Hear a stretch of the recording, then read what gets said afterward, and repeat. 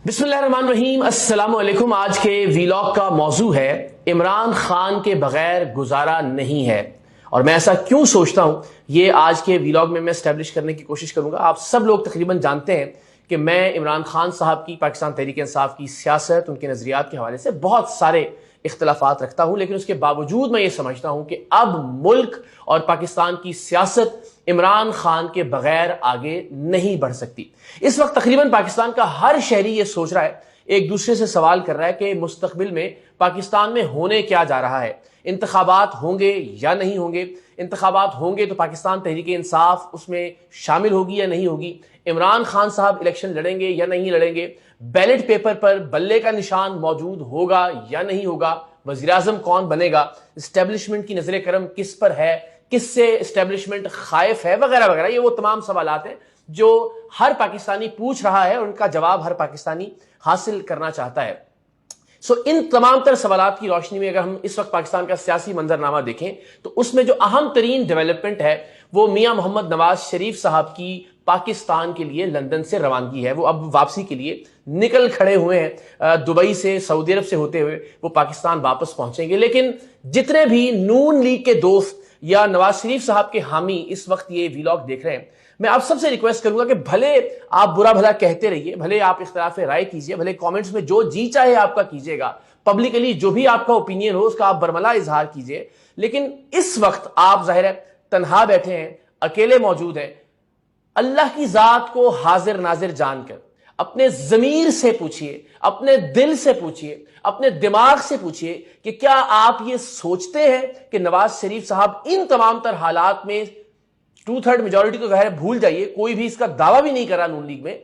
सादा अक्सरियत हासिल कर सकते हैं? अपने दिल से पूछिए, खुदा की जात को गवाह बना के। मैं फिर कहूंगा कि पब्लिकली आप भले जो मर्जी कहिए, इस वीलॉग के नीचे भी भले आप बुरा भला कहिएगा, गालियां दीजिएगा, इख्तलाफ कीजिएगा, लेकिन जरा अपने दिल से पूछिए कि क्या इस वक्त नून लीग इस पोजीशन में है कि वो सादा अक्सरियत हासिल कर सके? और ये मंतकी एतबार से अपने आप से सवाल कीजिए कि नून लीग ने क्या डिलीवर किया।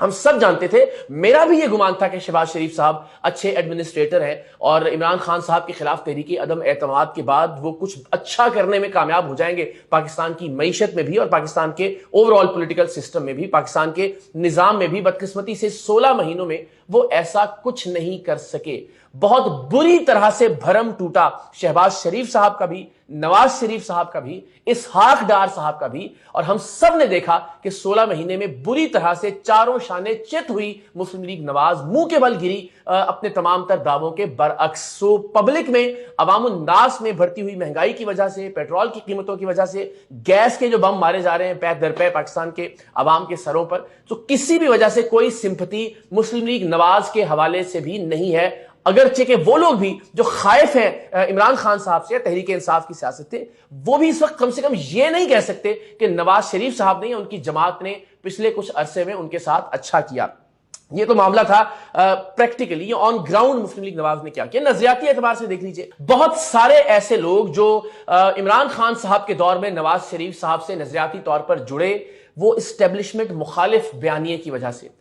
लेकिन बदकिस्मती से अपने नजरिए पर भी नवाज शरीफ या उनकी जमात कायम नहीं रह सकी। अब हम सब जानते हैं कि इस वक्त पाकिस्तान के अंदर जो तारीख की बदतरीन इंसानी हुकूक की खिलाफ वर्जियां हो रही हैं, जिस तरह से सियासत के मैदान पर अपनी गिरफ्त को मुकम्मल तौर पर मजबूत किया जा रहा है पाकिस्तान की गैर जमहूरी कुव्वतों की जानिब से, उसमें नवाज शरीफ साहब की जानिब से हमें कोई आवाज बुलंद होती हुई दिखाई नहीं देती। जिस तरह से इलेक्शंस को ताखीर का शिकार किया जा रहा है, जिस तरह से आईन की मुस्तकिल पामाली की जा रही है, तो वोट को इज्जत दो का नारा लगाने वाली जमात मुकम्मल तौर पर हमें खामोश दिखाई देती है। और अगर कुछ मरी हुई आवाजें हमें जनरल बाजवा और जनरल फैज साहब के हवाले से नून लीग की जानिब से उठती हुई दिखाई भी दी, तो इसहाक डार साहब ने आखिरकार उन आवाजों को यह कहकर उनके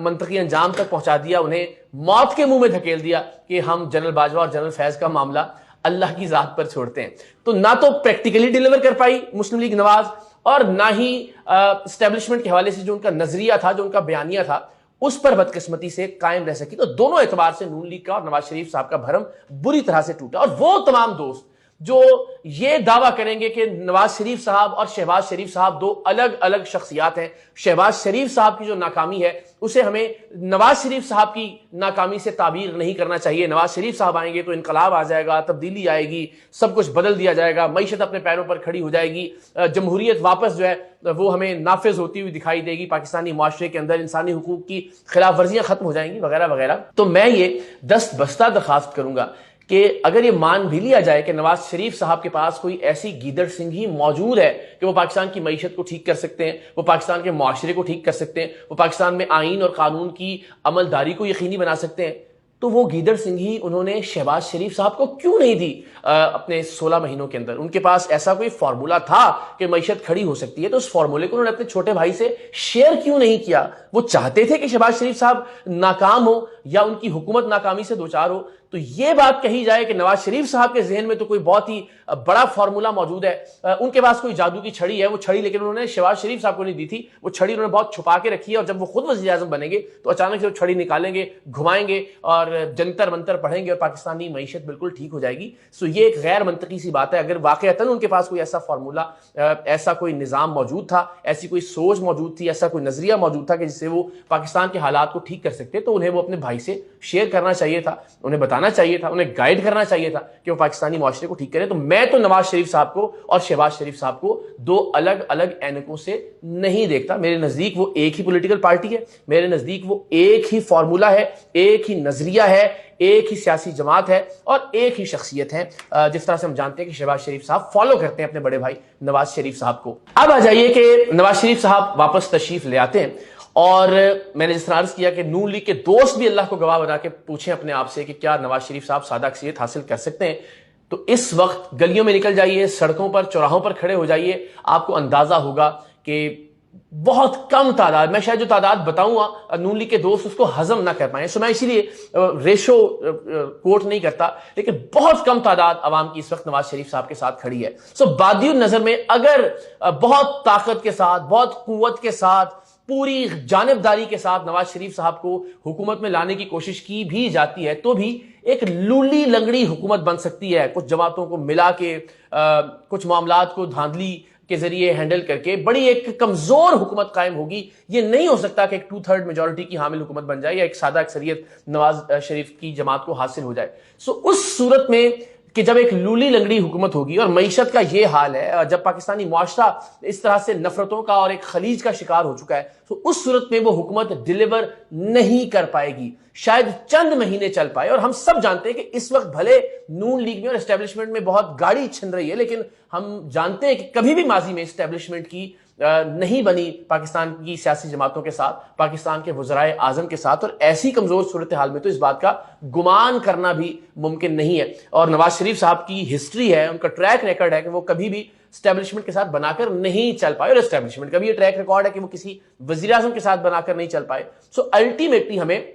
نظام آگے چلتا ہوا دکھائی نہیں دے رہا. نظام آگے چلے گا اسٹیبلٹی سے, پاکستان آگے بڑھے گا تسلسل کے ساتھ, پالیسیز کا تسلسل ہو, حکومتوں کا تسلسل ہو. اور اس وقت اگر عوام کی بات کریں تو ایک شخص پاکستان میں سب سے زیادہ مقبول ہے, اور میں بڑی دیانتداری سے اپنی یہ رائے دے رہا ہوں کہ اس وقت عمران خان صاحب اس پوزیشن میں ہیں کہ وہ پاکستان کی تاریخ کی مضبوط ترین حکومت قائم کر سکتے ہیں 2/3 میجورٹی کے ساتھ, ایک 2/3 اکثریت کے ساتھ. عمران خان صاحب, میں اپنے بہت ایماندارانہ تجزیے کی بنیاد پر آپ سے شیئر کر رہا ہوں, جو ہم روزانہ کی بنیاد پر لوگوں سے بات کرتے ہیں, مختلف پروگرامز ریکارڈ کرتے ہیں. میں پھر عرض کروں کہ عمران خان صاحب کی مقبولیت کا میں دعوے دار ضرور ہوں, لیکن ان کی سیاست کا حامی نہیں ہوں, ان کے بہت سارے نظریات کا مخالف ہوں. اور میں یہ بھی جانتا ہوں کہ کسی بھی جماعت کا یا کسی بھی شخصیت کا مقبول ہونا اس کے حق پر ہونے کی دلیل نہیں ہے. سو میں قطعی طور پر یہ نہیں کہہ سکتا کہ جب میں یہ کہتا ہوں کہ عمران خان صاحب مقبول ہیں تو میں یہ بھی کہتا ہوں کہ وہ حق پر ہیں, کہ ممکن ہے کچھ چیزوں پر ان کی رائے درست ہو, اور ممکن ہے کچھ چیزوں پر ان کی رائے اور ان کی پارٹی پالیسیز اور ان کا طرز سیاست بالکل غلط ہو, لیکن وہ مقبول ہیں. یہ ایک فیکٹ ہے, اور میں مستقبل میں یہ چیلنج بھی کروں گا کہ کوئی یوٹیوبر, کوئی نون لیگ کے کارکن کچھ ایسا کوئی میکانزم بنائے کہ ہم چلیں گلیوں کے اندر, لائیو کریں سوشل میڈیا کے اوپر اس ویڈیو کو, اور دیکھیں کہ لوگوں کی رائے مسلم لیگ نواز کے حوالے سے کیا ہے اور عمران خان صاحب کے حوالے سے کیا ہے. سو اس وقت اگر ہم نے پاکستان کو آگے چلانا ہے تو عمران خان صاحب کے بغیر ممکن نہیں ہوگا۔ عمران خان صاحب بالکل درست کہتے ہیں کہ اب پاکستان کے حوالے سے وہ ایک ایسی شخصیت بن چکے ہیں کہ آپ انہیں اگنور نہیں کر سکتے، آپ ان سے نفرت ضرور کر سکتے ہیں، آپ ان سے اختلاف ضرور کر سکتے ہیں، لیکن اگر آپ یہ سمجھیں کہ اس وقت عمران خان صاحب کے نام یا ان کے بیانیے کے بغیر آپ پاکستان کی سیاست کو، پاکستان میں کسی بھی حکومت کو یا بطور مجموعی پاکستان کو آگے بڑھا سکتے ہیں، تو یہ آپ کی خام خیالی ہے۔ پاکستان کا عمران خان کے بغیر اس وقت گزارا نہیں ہے۔